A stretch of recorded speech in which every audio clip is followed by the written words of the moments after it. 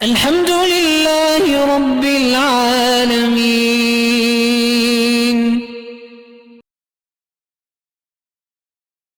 والترمذی وصححہ، جانور سے یعنی وہ زندہ ہو اس سے کاٹنا جو ہے وہ منع ہے۔ تو اب یہاں مسئلہ یہ ہے کہ ایک تو اللہ نے حکم دیا قربانیوں کا کہ ہر مسلمان صاحب نصاب جو ہے وہ قربانی کرے۔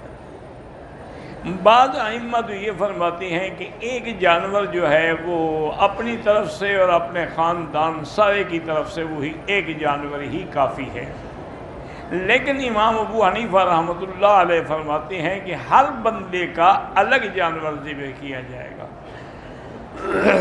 ایک بات، دوسری بات یہ ہے کہ سب سے افضل جو ہے وہ اونٹ کی قربانی ہوتی ہے، کیونکہ حضور صلی اللہ علیہ وسلم نے اونٹ قربان فرمائے ہیں۔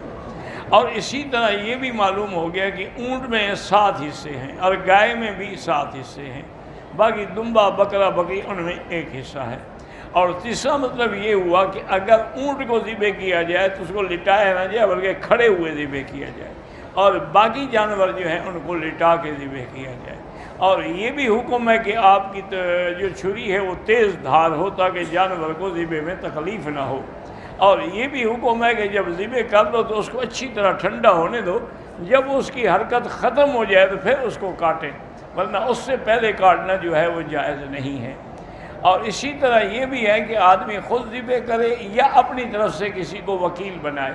تو حضور پاک نے 63 اونٹ، آپ کی عمر چونکہ 63 سال تھی، اس حساب سے 63 اونٹ آپ نے اپنے ہاتھ سے ذبح فرمائے، اور باقی کے لیے حضرت علی رضی اللہ تعالی عنہ کو وکیل بنایا۔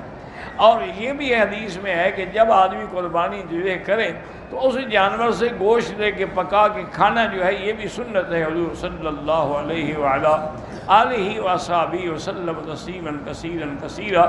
اسی لیے حضور نے حضرت علی کو حکم دیا تھا کہ تمام جانور جو ذبح ہوئے ہیں میرے نام سے ان سب سے چھوٹی چھوٹی بوٹیاں کاٹ کے لے آؤ اور ایک جگہ پکا لو تاکہ میں سب کا پانی نوش کر لوں۔